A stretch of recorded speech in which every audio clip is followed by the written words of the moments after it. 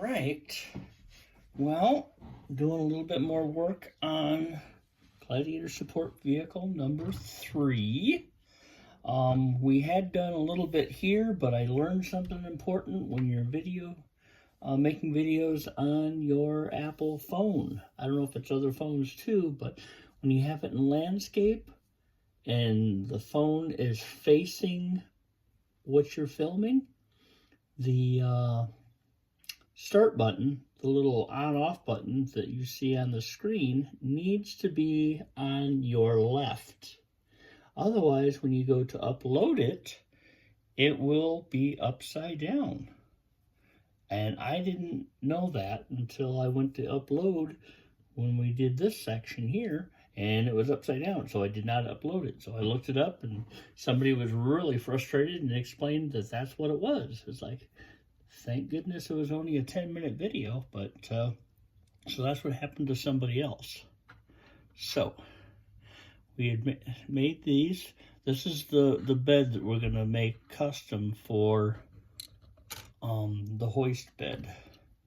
So what I will do is actually, let's see, I guess the best way to do this, I know you don't see what's underneath the camera, but it's a little disorganized. But anyways, so what I'm going to do real quick is let's just kind of line them up, I guess, for now, just for the width. I'll do it so I can see it. Pull it in the frame there. So basically, I'm just going to put that's about centered right there. So I'll just put a drop on each section that I want to connect.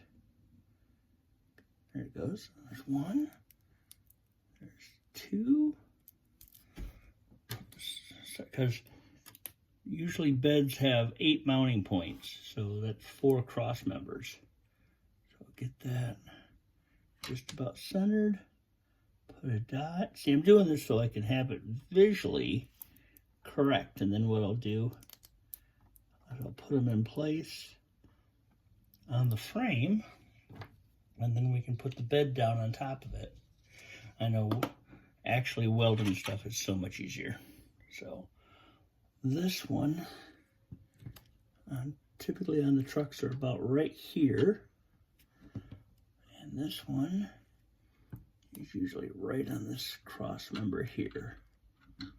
Hopefully it'll stay. I gotta actually make sure it's down low, so because this is gonna be straight as narrow. I put that piece there just because I want to have a little bit of space back from it so that it's not exactly touching the cab.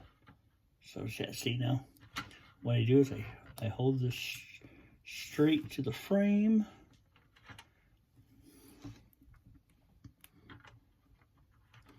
Straight to the frame, line it up there, and then we can just kind of gently push these in place. Oh my, these things are gluing fast.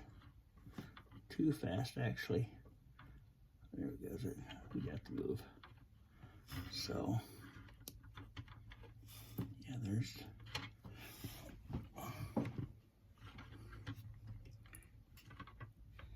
Wanted to be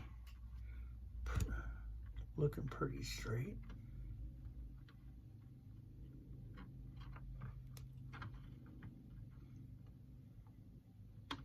Okay, I mean, we're gonna build onto it, but just let's see if we can.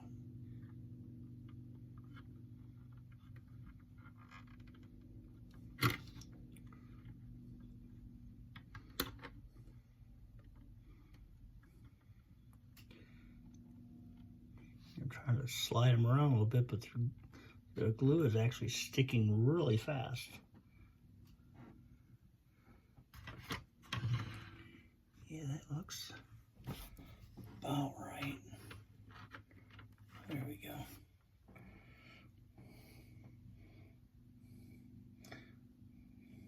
Looks like I gotta trim one of these if I can. Actually, I might need to do that with the actual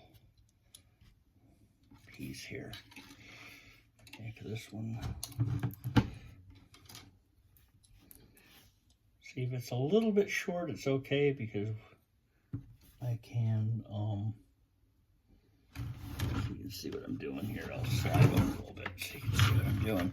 See, that one is a little bit out, and I would get this to angle right. So a straight line would be about right.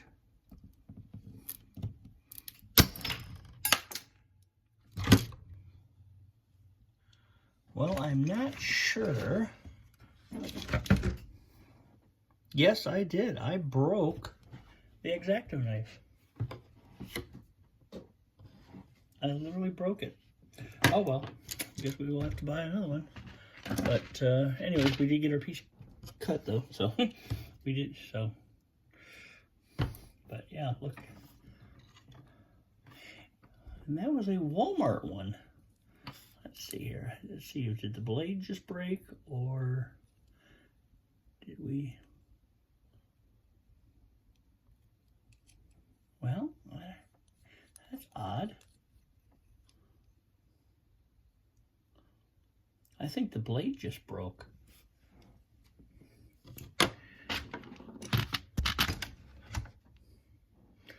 I really think it was the blade that broke. But so let me see here real quick. Let me get my toolbox.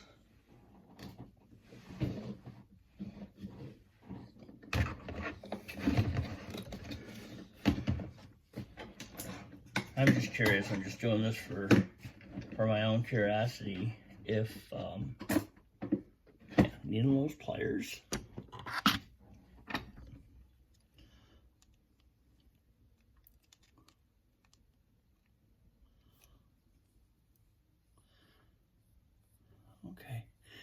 Okay, I think that screws into the body of it, but I think this is a separate unit. Yes, see, yeah. Okay, so we may have just broken a blade.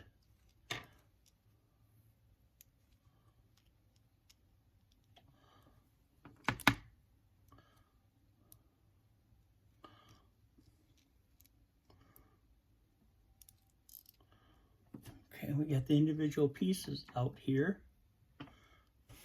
Let me back up. So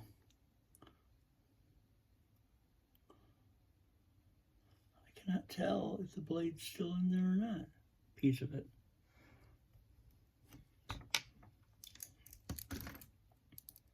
Yeah, so guess we could use a tape measure and kind of file in there. No, not that way. Oh, there we go. Yes, we broke the blade. All right, there's our blade, what's left of it. So yeah, that broke off right there. So now the most important thing is I find that blade, obviously. You do not want to step on that. So I will locate that blade here in a couple minutes, but let's see what else we can do.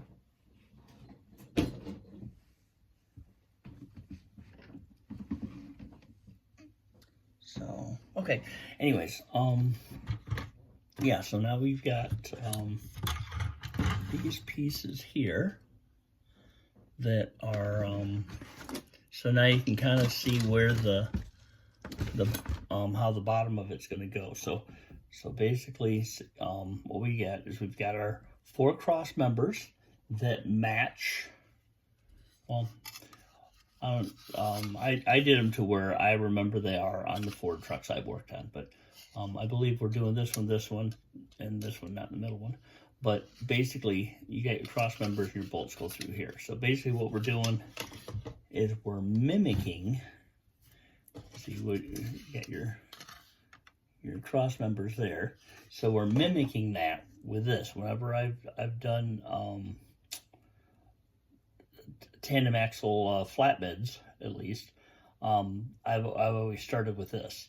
In other words, this section right here, these cross members mimic where it bolts onto the bed. So this bolts on like a regular bed. But what we're going to do differently, I've done this on a Ford Ranger I did this to. But what I did is I left this stock. I left this just the way it is.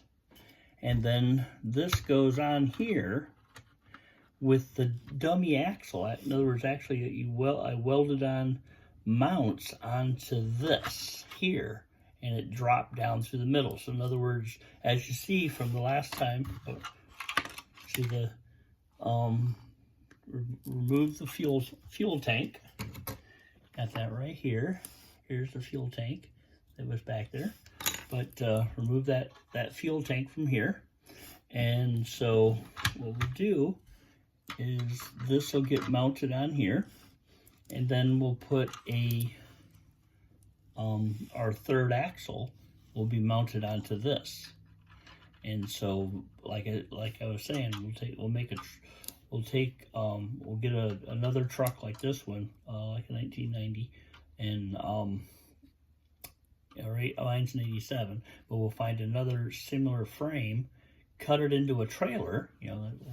We'll cut it right here. Is usually where they do it. They usually cut them right here, notch it, and then they bring these together and make it into a trailer. So I'll find another truck, do that, notch it out, and make it into a trailer. And then once we get the perimeters done, see, what we'll do is we'll go ahead and do the perimeters on this one here. See, now what I want to do is make my uprights to match the cab.